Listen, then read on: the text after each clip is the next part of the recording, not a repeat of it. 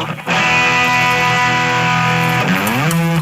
everyone. Welcome to Potluck Food Talks. Today, I'm here with Jonathan Pommerenk. He's a well-versed chef that has worked in different countries, and now he's a co-worker of mine at Basque Culinary Center. And I wanted to check on his life track because he's been in some interesting places with different philosophies.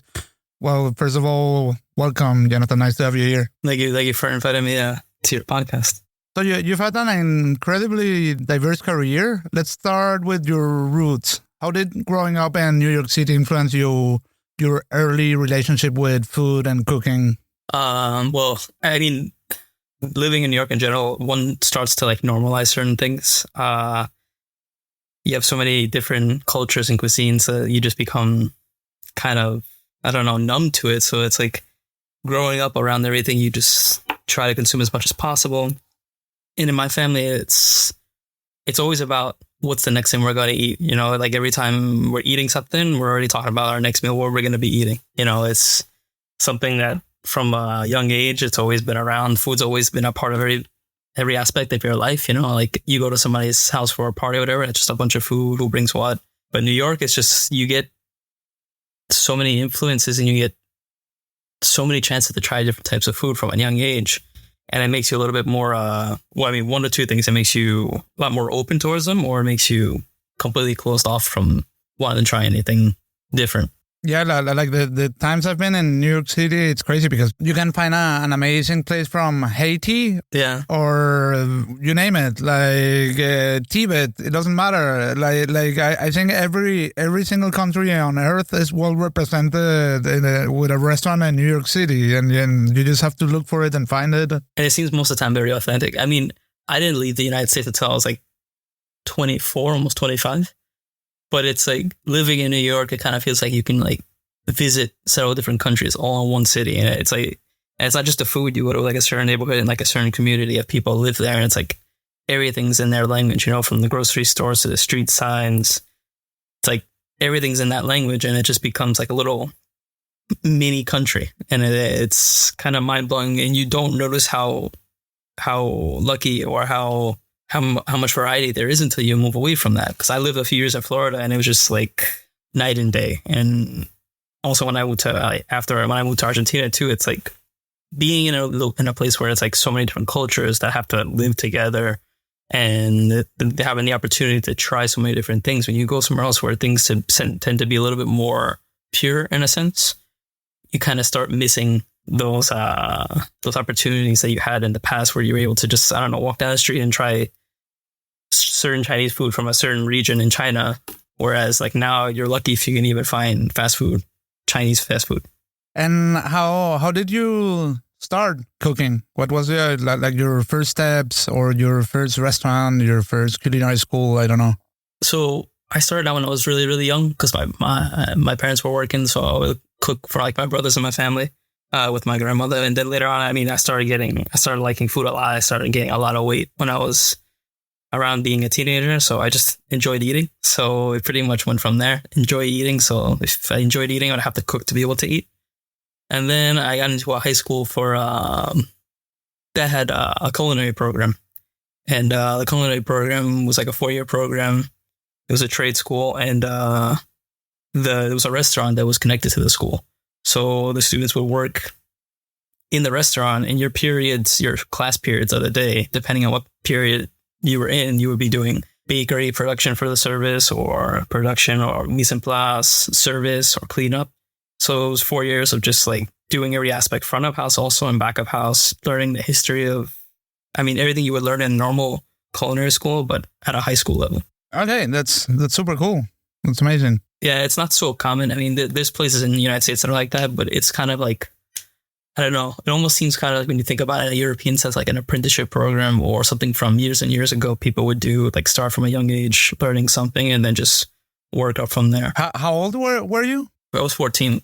Wow. Okay. 13 or 14. So yeah, I was able to absorb a lot. I mean, it became a little repetitive at once, but that's sometimes the best way to learn when you're younger, like repetitive consistency. So it was 4 years, and it's, to be honest, I look back on it very fondly because it was actually like a I don't know, a pathway to continue on with it because I actually enjoyed it. It wasn't something I hated, so I was able to continue with it.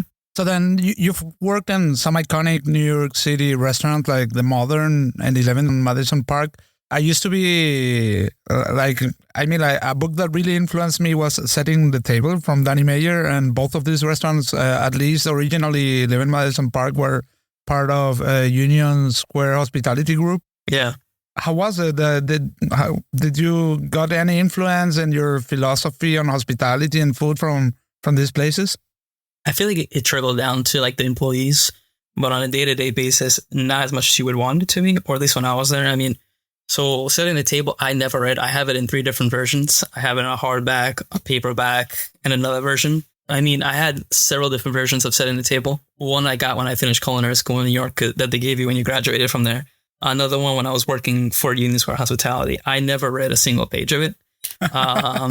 So the book is actually like a textbook you get at culinary schools or these kind of things. When you graduate, like I had 2 different classes. So I had like the whole culinary arts part, and then I was also taking another degree with restaurant and hotel management, where I actually learned a lot there. But I was the youngest person. I was like 19 or something like that, and everybody else there was like people that wanted to start their own businesses or people that changed their careers.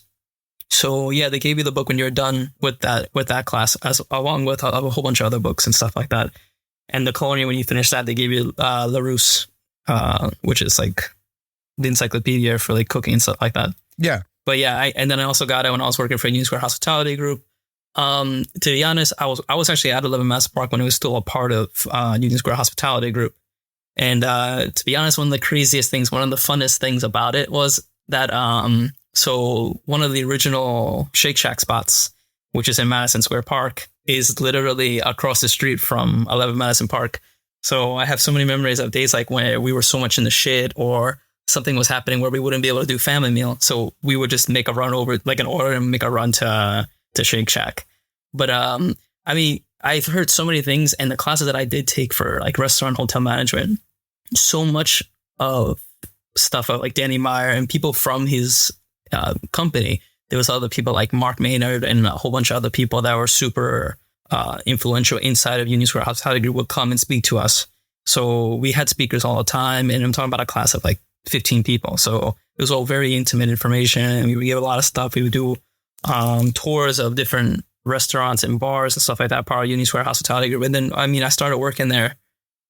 I wasn't even, to be honest, when I was looking for the jobs and for my externship, I wasn't looking at it because it was Union Square Hospitality Group. I was looking at it because of what they were like accomplishing. Yeah, because these are well-known restaurants, and even from the very beginning, both of them. Well, Modern, as far as I know, is much older, but 11 Madison Park, is that from the very beginning was like a big deal, like a already well-established chef and everything. Yeah, I mean, 11 Madison Park, I will always look back on it fondly, but it was definitely like boot camp. I can imagine, yeah. I'm talking about French old school boot camp. Yeah, it is, but it was just boot camp on the level of just like trying to be super. Like I'm talking about, this is 2010, 2011. So I mean, this was right around when they first started, like blowing up with like 3 Michelin stars, when they were getting 4 stars from the New York Times. I'm not even sure what year they were first on the 50 Best. I don't remember what year the 50 Best came out, but it was just like everything was blowing up. Things were getting so toxic. I mean, it was just getting so to a level of success, but at the same time, things were just like so skewed. Like you start. I don't know. It was just like, it's hard. Like to think back on it right now, I forget that it was a part of Union Square Hospitality Group in this moment, just because of like, I don't want to say like their goals or their values didn't line up, because in a sense they did, but it was just like we're working at such a level that like hospitality in the back of house wasn't really like, we weren't being hospitable to each other. Okay. You know what I mean? Like the guest was definitely receiving that, but it's like we will work super hard. And then like whenever there was partying for any of the accolades we would get, the partying was just ridiculous. I have one story that was pretty crazy about the partying that we did when they got the 3 Michelin stars. But I can leave that for later or whatever. No, go ahead. So that night, after service was over. So whenever they did any sort of party at 11 Madison Park, it pretty much would be open. I mean, they weren't, I mean, in this moment, what was there? Facebook maybe, in Twitter, but nobody was like posting online, like party at EMP, you know, but like, it would be like, everybody would know when something was won, people in the industry, all the workers there, people that are like previous workers or co-workers or people that you know, the whole place would just fill with celebrities, and you would just drink and eat crazy shit all night long. And the thing was is that morning shift started every day, at least pastry, I don't remember, I think it was like 5 o'clock or something like that, but like everybody else that worked the morning shift would come in at 6 a.m. So actually at this point I was already working nighttime, so it didn't bother me much. But basically everybody that had to work morning shift, after the night that we had this crazy party, like I have pictures like Daniel Boulud on top of tables and stuff, popping like champagne, magnums of champagne. It was just crazy. He was just soaking people with champagne bottles. Just like these things I think back on it, I'm like that really happened, you know? And it's like that night, everybody that worked AM shift slept in dry storage. So like dry storage was separate, which was actually kind of like its own little torture room, because everybody every single day would have to go in to like dry storage and do relabeling and stuff like that. It was kind of like its own craziness. But the fact is that they all had the whole AM back house team had to sleep in dry storage the whole night.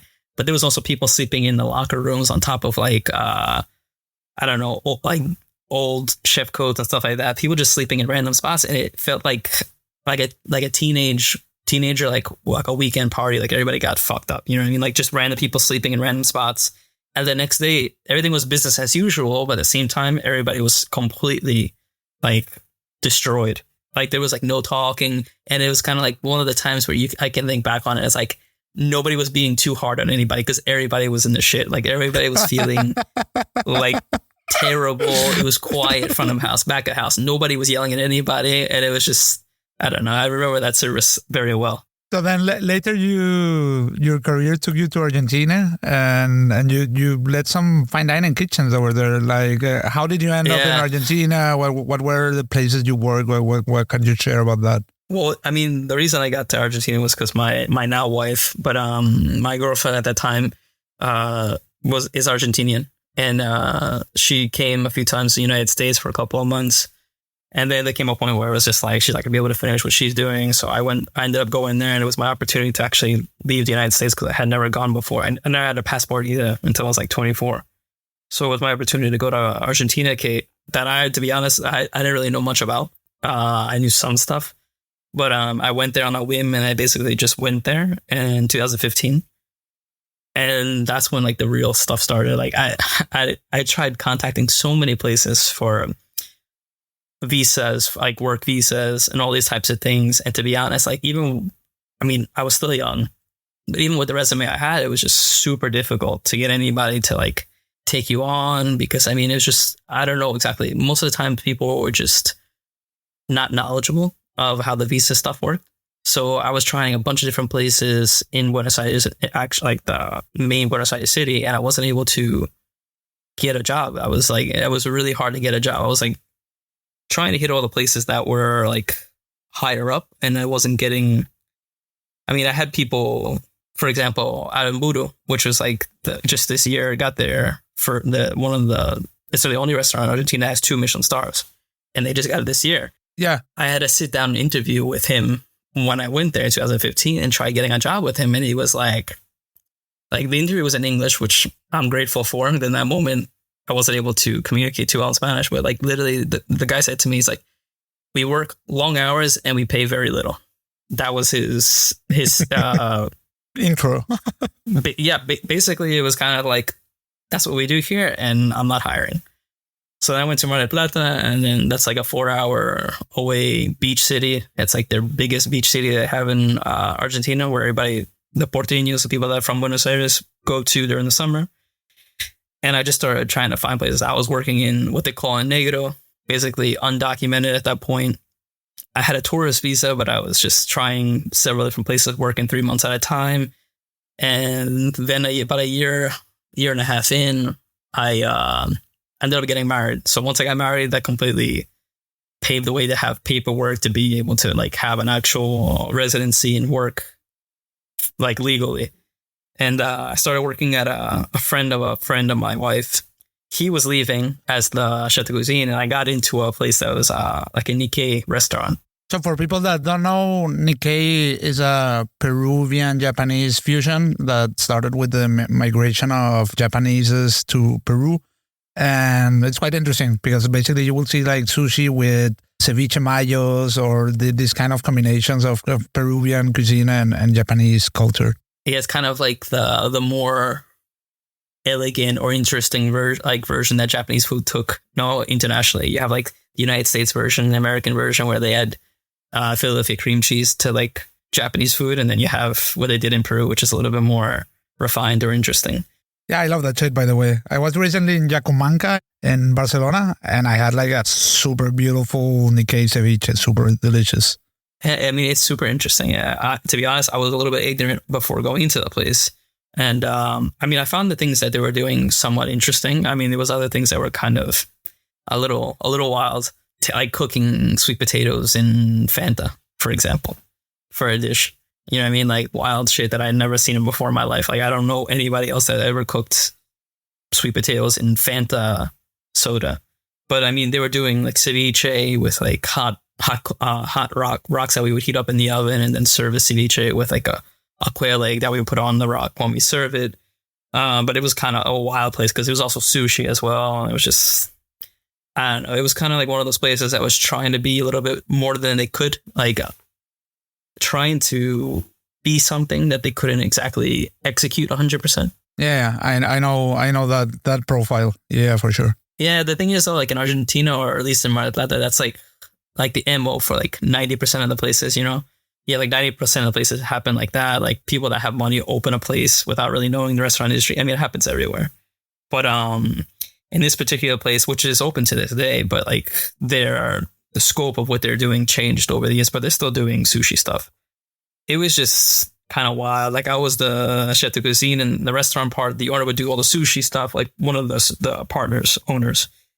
And it was just mismanagement, you know, like, I don't know, discrepancies between the owners. One of the owners would like disappear for like a month and go to Morocco on a trip. And there would be days that would go by. We didn't even know if we would get paid or if the restaurant would close because there would be disagreements between the owners.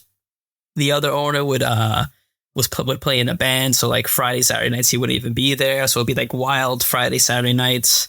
They would do like Wednesday, all you can eat sushi with the kitchen open as well. And it was just wild, you know, like when I went in there, I asked the guy too, that was like the chef de cuisine. I'm like, you've been here for less than a year. Like, why are you leaving? And it was just kind of like, no, I want to do something else. You know what I mean? Then I was just like, this isn't sitting with me. Right. But I mean, it was a month after I got my paperwork. I was actually finally able to work. So it was like a step in, you know. I was there for 5 months and then I decided to leave. So then from there, I got into a hotel from a previous customer at the Nikkei restaurant. It was like an Argentinian guy, but he was like a glass manufacturer in Canada. I don't know, but he was Argentinian. I don't understand. There's so many people that I met in Argentina that would just have companies in other countries. So the guy would come to the restaurant once in a while and try to talk to me in English to practice his English. And when I stopped working there, he contacted me and he wanted to contact me for like a private event. And one day he brought me to the 5-star hotel in the city there. One of the 2 or 3 that are there. Luxury Hotel Cosalana. And I went there and he brought me to the food and beverage manager. The food and beverage manager is a French guy. He's like in his 60s. He's been making bank, the guy. He's like one of the only French people that are in the food business in Mar del Plata. So like he has lots of experience from many years, but he's been there for 35 years. And this guy brought me there and he just started. Who is this? Is this the La Borgoña? No, so La Borgoña is the restaurant. It was, how do I explain this? So like the restaurant, it's kind of like as if, like when Gordon Ramsay, you know, he opens a restaurant, puts his name on it, but it's a little bit more intimate in a sense. Like, so La Borgoña, the restaurant, the chef is Jean-Paul Bondu. Exactly, because this guy, since I started cooking like over 20 years ago, he was already like the only Argentinian with a Relais Chateau or something like that. Yeah, that's the chef. But he had several restaurants in different countries in Latin America. But the food and beverage manager was also French. So that's where the connection comes in. Mm-hmm. So the restaurant came in through the food and beverage manager, but this guy brought me there. And he just started making up stories to the French food and beverage manager. You know, you have no idea how good French food this guy makes. I'm like, I'm working at a Nikkei restaurant. Like, what are you talking about? You don't even know me. And he basically sold me to the food and beverage manager. And I got called in 2 weeks later. And then from there, I just went from like a line cook 1 week. The next week I was a sous chef. And then a month later, I was like becoming the chef of that restaurant, La Bourgogne. And I mean, it went really, really well because so Jean-Paul Wondu, that guy's like in his 70s. He's been in Latin America since like the 70s. Like there's a YouTube channel where it's like great European chefs, I think it's called, or it's like a series from like the 80s or something like that. Great European chefs where like they'll show you like a French chef and he'll do like 20 minutes of just like his most iconic food. And it's a British series and it's really interesting. Like if you watch it, there's so many different random chefs, some that you really know today and other ones that are kind of like really good gems from like the 70s, 80s, 90s, very like nouvelle cuisine. Okay. But so he was in one of those episodes. What year were you in this restaurant? So that was in 2000. So from 2017 into 2023, I was there. Okay. No, because I have a friend who was there, but like, I don't know, I would say 2014, something like that. In Argentina? In La Bourgogne, yeah. Okay, because their headquarters, they're like, how would you say, like their main restaurant is in Uruguay, in Punta del Este. And that's where they have like their... I think he actually was in the Uruguayan restaurant. Yeah, because that's the only one to this day that's still open. Okay. But that's like their main one. Like the flagship, okay. Yeah, flagship. That's how I was trying to forget English words all the time. Yeah, so then I started working there. I worked like with Jean-Paul, and we would go back and forth. His kids would come as well, which are also in the same industry, his son and daughter. And we would like we would change the menu 4 times a year. We would do certain festivals around certain times of the year. We do certain festivals. And then like maybe 2 years into it, a year and a half, he just started letting me go along with the menu, you know? Before that, it would always be kind of like a thing between all of us, or if his kids wanted to try something out. But then from that point on, it was just me and talking about certain things. And then I just took off from there, you know, like I was just doing my own thing, creating the menu. It was kind of like a weird concept, not a weird concept, but like the hotel, working a hotel, sometimes they constantly are changing things. You know, they always want to try to like be the best or try something different. So like I would basically be doing 5-course or 6-course tasting menu, changing weekly. And it was just wild because it was me and 2 other people.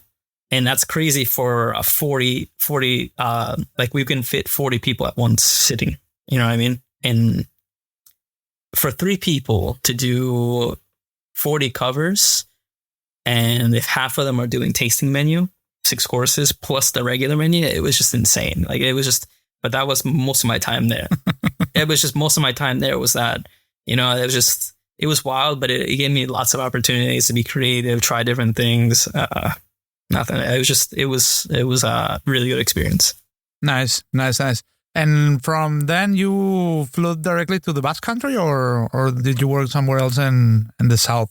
So I had to go a little back and forth between the United States and Argentina because I had some like family members that were sick. But it was actually interesting because it was a short period in that time period where I was helping a friend that opened a restaurant in Florida. They opened up a Spanish restaurant in Jacksonville, Florida, where there's no Spanish restaurants. And actually helped, like I was there with him after he opened it up like a month after, and I started working. I worked there for like 6 months before coming to Spain. Okay. And did you work here in Spain in some restaurants, or you went directly to BCC? No, I tried, but I mean, that was a long process for getting my residency here as well. They didn't like your Argentinian accent. Like, no, you... Most of the time, yeah. No, I mean, to be honest, yeah, everybody can tell. And a lot of times I can pass as people think I'm actually Argentinian when I speak Spanish. So that's very funny. Like an American talking Spanish with Argentinian accent. Yeah, I mean, everybody laughs when they find out. It catches people off guard because they usually have their guard down. Like I'm talking about, like if I'm speaking with other Argentinians, they have their guard down, and then when they find out or they figure out that I'm actually American or from the United States, they completely like blown away, and you can see the change on their face, kind of like you tricked me. And I never said I was Argentinian, you know, like I just spoke to you. That's it. And how has it been arriving at the Basque Country? I mean, the food here is one of my favorite regions in the world. Like at least San Sebastian is a city where it's hard to get a bad meal. Yeah. The average quality is very high, and there are so many amazing places, like unpretentious bars where you walk in and you have something amazing. Like, what are your impressions? Yeah, I mean, like you said, it's hard to get a bad meal. To be honest, before living in Argentina, I didn't really know much about Basque Country. I mean, that was like the whole wave that was starting to grow with like Hispanic cuisine, you know what I mean? Like in early 2000s, stuff like that. I knew some stuff, but to be honest, I learned a lot about Basque Country from living in Argentina simply because so many of the higher, like the more prolific chefs in Argentina, most of them studied or did like internships, or there's a big connection between San Sebastian and Argentina because a lot of them look towards San Sebastian as like a reference point. Yeah. I stashed at Mugaritz in 2005, and I would say at least half of the stagiaires were Argentinians. Yeah, they had like their reference point is like Spain, but specifically this region. So I started looking into it mostly because what I would hear from people there. And but then my wife was kind of doing some research and decided on San Sebastian because of whatever reasons there were. But gastronomically, it would be interesting to me.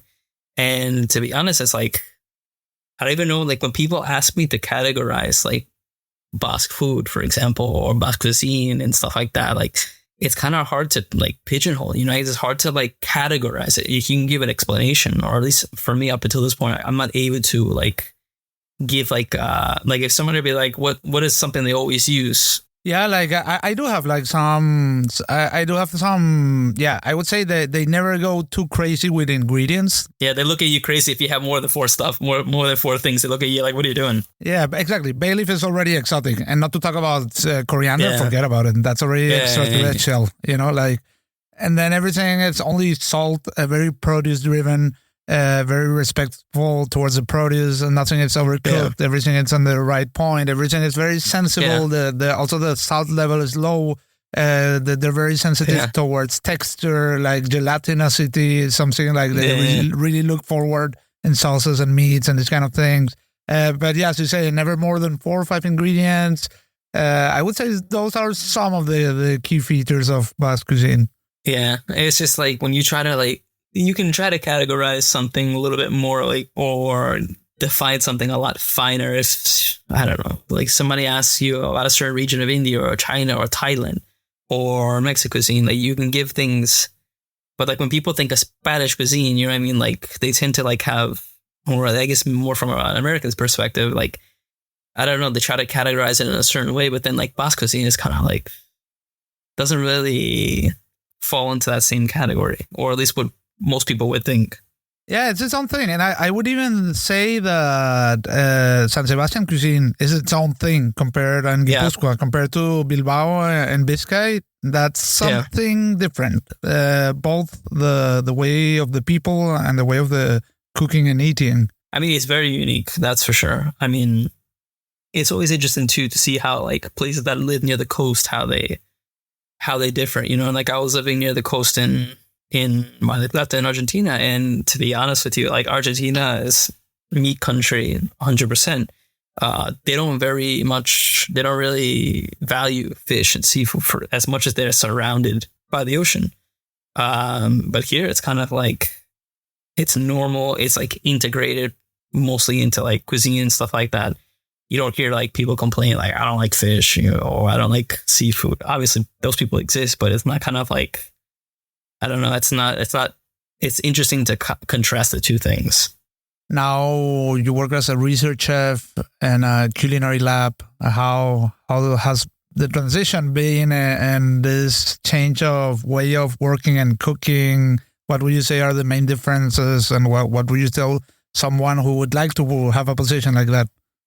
I mean, the transition is ongoing, to be honest. Getting into this or seeing the job posting, like I honestly didn't know what I was getting into for as much as I had a description. I just thought it seemed interesting, And I mean, I had like a moment too when I got here, kind of like, what do I want my life to be in, like working, like my work life to be? Do I want to get back into that cycle of working long hours, being tired all the time and just working constantly. And I mean, the transition, like I said, it's ongoing. What's nice about it, though, is basically all the experience that I have up to this point, applying it towards something a little bit more ambiguous, or kind of like, I don't know, something you're using your experience. At the intellectual level as well, because you're working in a culinary lab because of what's inside your mind, right? Like that's basically your. I don't know. You're kind of like simulating things a lot of times too, and instead of actually physically doing it. But it's interesting. Like one of the first things too, like I had to I'm still trying to accustom to is like the change in pace. Like working in restaurants and stuff like that, you're just expected to constantly be producing and working and constantly all on 120%. Whereas obviously things change throughout the year, but it's a little bit, the workflow is a little bit different, and you're not necessarily getting that rush constantly, and you're not expecting, you don't see the result as quickly as you would in a restaurant. You know what I mean? Like if you're doing something in a restaurant, it's like every time you're always looking like 5 minutes ahead, 2 minutes ahead, you're always looking at things in 30-second bites. Whereas like in this job, you have to look at the bigger picture, and then once in a while, like a snapshot of shorter periods. It's just a change in rhythm, perspective, and I don't know. It's completely different, but it's interesting, and it's a good way to apply past experience towards something that's actually changes or can change things outside of a restaurant, which is kind of like its own world. You know what I mean? Like this job now, you can actually have more influence over, or more, I guess not influence, it sounds a little too controlling, but you can have more opportunities to change things at a larger scale. That's it for this week's episode of Potluck Food Talks. If you like what we're doing, make sure to subscribe to the podcast so you never miss an episode. You can also find us on Instagram and TikTok as Potluck Food Talks. The show airs every Monday.